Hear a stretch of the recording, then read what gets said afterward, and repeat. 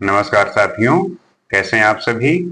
उम्मीद करते हैं कि आप प्रसन्न होंगे, आप खुश होंगे और आपके जीवन में आने वाले सारे चुनौतियों को बड़े समझदारी से, बड़े लगन से और ध्यान की अवस्था में, होश की अवस्था में होते हुए अपने आप को संभाल रहे होंगे और उस पर काम कर रहे होंगे। जैसा कि हमने एक नया चैप्टर शुरू किया है चाणक्य नीति को लेके, उनके श्लोकों को और चाणक्य के जो विचार हैं उन्हीं के श्लोकों के माध्यम से हम जानने की, समझने की कोशिश करेंगे और इस रास्ते पर, इस ज्ञान के चलते हुए रास्ते में हम आप मिलके साथ देंगे और जानने की कोशिश करेंगे।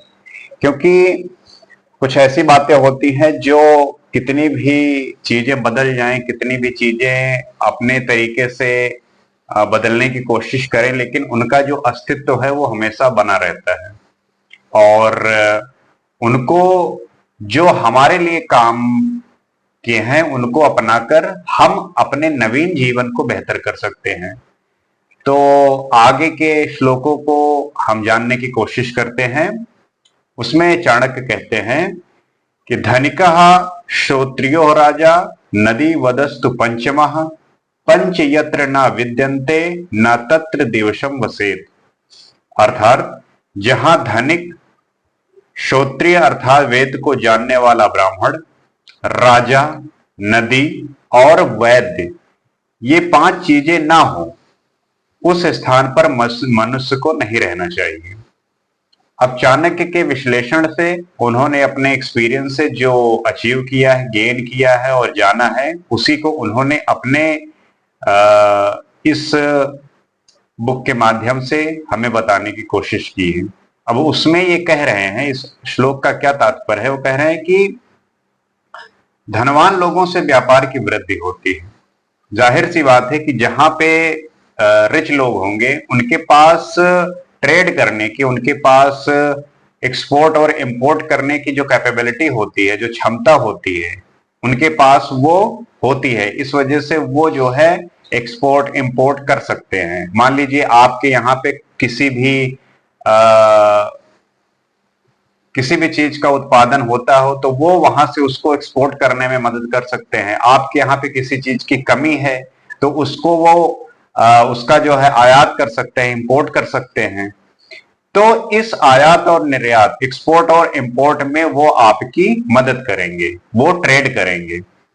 आगे कहते हैं कि वेद को जानने वाले ब्राह्मण धर्म की रक्षा करते हैं।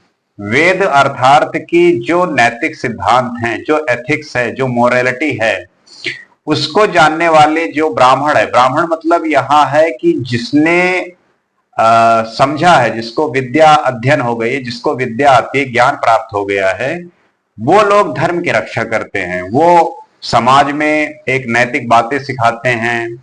जो आने वाले नई जनरेशन होते हैं या उन्हीं के समान में लोग होते हैं, उनको सही और गलत का जो फर्क होता है वो समझाने में मदद करते हैं। उसके बाद है कि राजा न्याय और शासन व्यवस्था को स्थिर रखता है। और राजा जो है वो जो आपके राज्य में गलत होगा, जो न्याय व्यवस्था होगी, जस्टिस होगा, उन सब व्यवस्थाओं को बना के रखता है।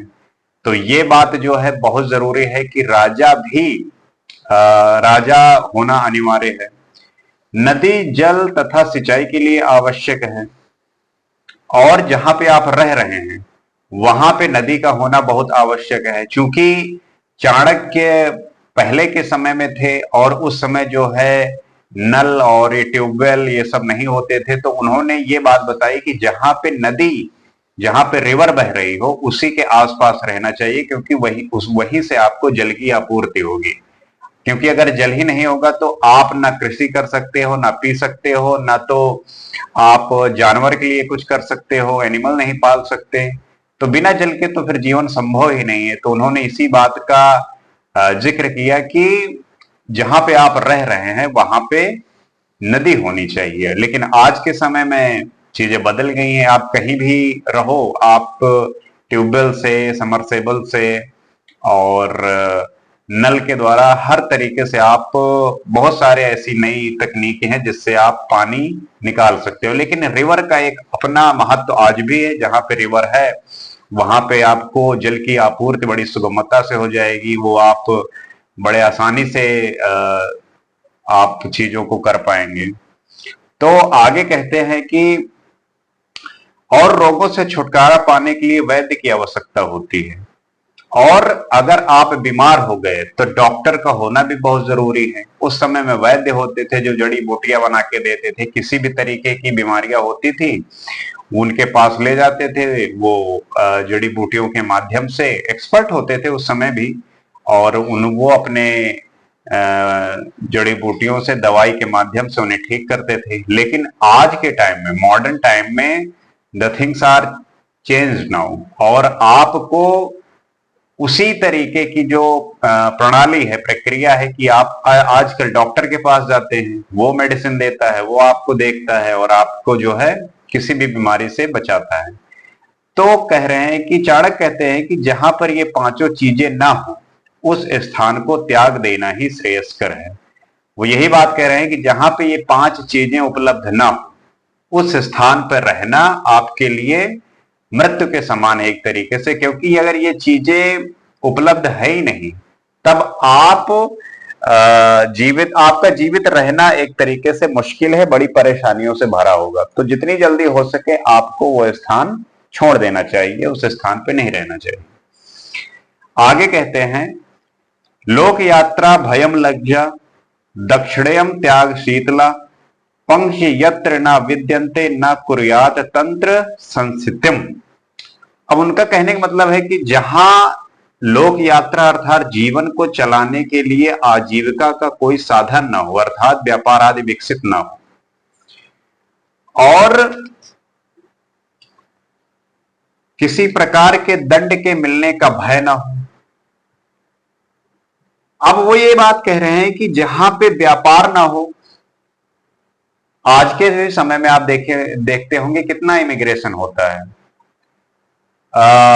जहां पे इंडस्ट्री होती है, जहां पे उद्योग होते हैं, वहीं पे लोग जाते हैं, वहीं पर रह के काम करते हैं, क्योंकि वहां से वो पैसा जनरेट होता है जीविका के लिए। क्योंकि जहां पे इंडस्ट्री होंगी वहीं पे काम होगा, वहीं पे उत्पादन होगा, वहीं से आप एक्सपोर्ट कर सकते हो, इंपोर्ट कर सकते हो। तो ट्रेड जहां पे होता है वहां से पैसा जनरेट होता है। तो जहां पे व्यापार हो और किसी प्रकार के दंड के मिलने का भय ना हो, और ऐसी जगह जहां पे अगर कोई व्यक्ति गलत काम करे और उसको किसी तरीके का भय ना हो, डर ना हो, तो फिर वहां पे बहुत, वहां का जो न्याय प्रणाली है, वहां की जो एक समाज में गलत करने का भय है वो समाप्त हो जाएगा। तो फिर बड़ा दुष्टाचार फैल जाएगा, बड़ा अत्याचार फैल जाएगा। इस स्थिति में बच्चे, बूढ़े, स्त्रियां और जो भी गरीब तबके के लोग हैं उनपे अत्याचार की संभावना बहुत ज्यादा होगी, उन्हें कष्ट दिया जाएगा। और लोक लाज ना हो, व्यक्ति अपने कार्यों में चतुर और कुशल ना हो, मतलब जहां पे किसी भी चीज को लेके शर्म ना हो, आप कहीं भी किसी को कुछ भी भला बुरा कह दें, गाली दे दें, तो वो भी ठीक बात नहीं है। और लोग चतुर और कुशल ना हो, कोई भी काम हो अगर सब गंवार ही ठहरे, या जिसको नहीं आता चीजों को मैनेज करना या संभालना या बनाना, तो वहां की स्थिति भी बहुत दुर्लभ हो जाएगी, बहुत मुश्किल हो जाएगी। तो विद्वान उसमें दान देने की प्रवृत्ति ना हो, और जहां पे दान देने की प्रवृत्ति ना हो, जहां के लोग कंजूस हो, जहां के लोग अपने में ही स्वार्थी हो, जो परोपकारी स्वभाव के ना हो, उनमें किसी दूसरे को लेके कोई दया की भावना, उन्हें हेल्प करने की भावना ना हो, तो वहां भी व्यक्ति को निवास नहीं करना चाहिए। इन जगहों पे भी व्यक्ति का निवास करना, एक ह्यूमन के लिए सरवाइव करना बहुत मुश्किल हो सकता है, बहुत खराब हो सकता है। तो बेटर है कि वहां से आप निकल जाइए, वहां पे आप रहने का कोई भी जरूरत नहीं है। तो उन्होंने इस बातों को ऐसे अनुभव किया है और आपके सामने रखा है कि आप इन बातों को अपने जीवन में अप्लाई करते हुए, जानते हुए इन्हें करना चाहिए। आगे क्या कहते हैं, जानियात प्रेषणे भृत्यान बांधवान व्यसनाय अगमे मित्रम च आपत्ति कालेषु भार्याम च विभव छय। तात्पर्य यह है कि काम लेने पर नौकर चाकरों की, दुख आने पर बंधु बांधुओं की, कष्ट आने पर मित्र की, तथा धन नाश होने पर अपनी पत्नी की वास्तविकता का ज्ञान होता है। आगे इसको समझते हैं विस्तार पूर्वक। चाणक्य कहते हैं कि जब सेवक नौकर को किसी कार्य पर नियुक्त किया जाएगा तभी पता चलेगा कि वह कितना योग्य है, वह कार्य करने में सक्षम है या नहीं। इस प्रकार जब व्यक्ति तो इसका मतलब यह है कि जब अपने से नीचे किसी को किसी काम में जो कोई एक्सपर्ट है और उसको आप जब नियुक्त करते हैं, उसको देखते हैं, जानने की कोशिश करते हैं, तभी आप पाएंगे कि वो कितना उसमें निपुण है, कितना उसको काम आता है, और तभी आपको पता चलेगा कि वो कितना स्किलफुल है, उसके पास कितना पोटेंशियल है उस काम को करने के लिए, कितनी जानकारी है। और इसी प्रकार जब व्यक्ति किसी मुसीबत में फंस जाता है तो उस समय भाई बंधु और रिश्तेदारों की परीक्षा होती है कि वो उससे कैसा व्यवहार करे। और व्यक्ति का जीवन एक समान कभी नहीं होता, कभी मुश्किल में होता है, कभी उसके साथ अच्छी चीजें होती हैं। लेकिन जब मुश्किल का समय होता है तब आपके साथ बहुत कम लोग होते हैं, आपके मुश्किल के टाइम में बहुत कम लोग साथ देते हैं। तो उस समय पे बंधु बांधव और जो रिश्तेदार होते हैं उनकी असलियत का पता चलता है, क्योंकि जब आप कष्ट में होते हैं तब लोग आपसे दूर भागते हैं, और जब आपके पास सब कुछ होता है तब लोग आपके पास आते हैं।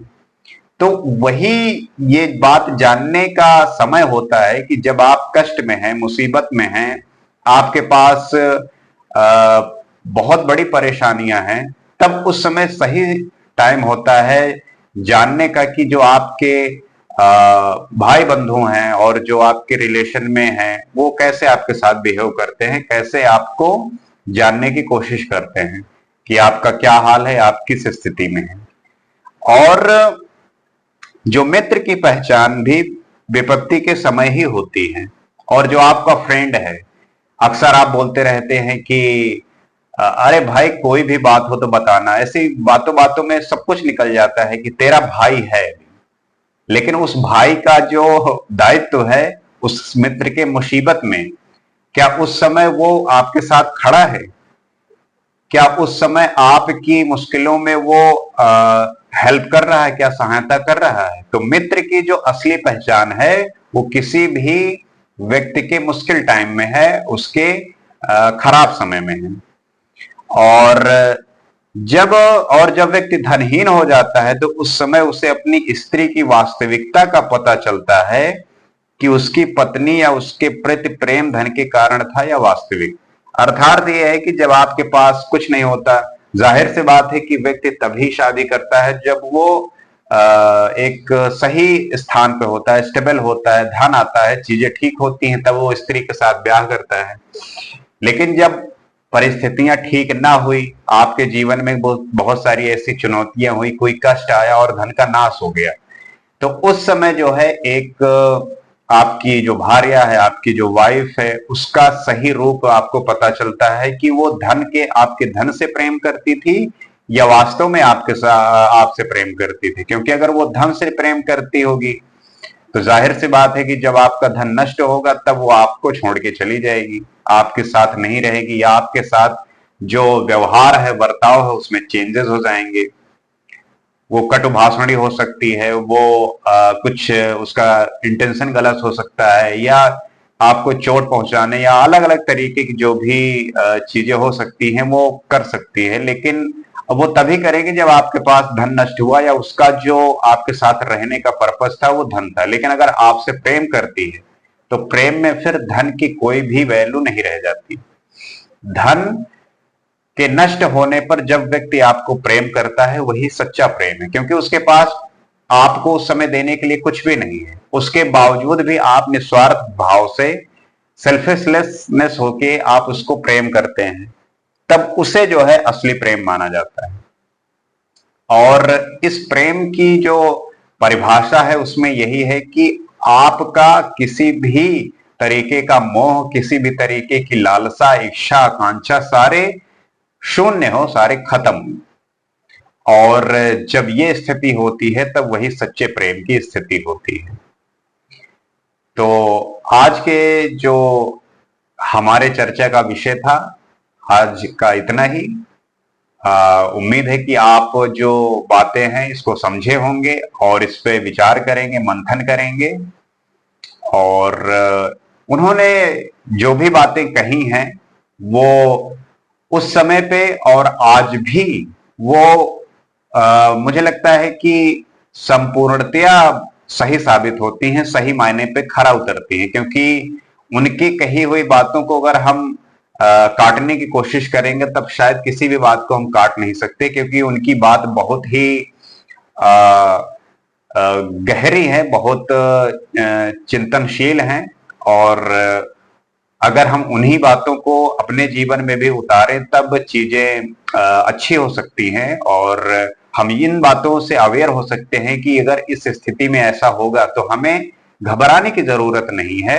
ये एक नियति है और नियत के हिसाब से ही काम होते हैं।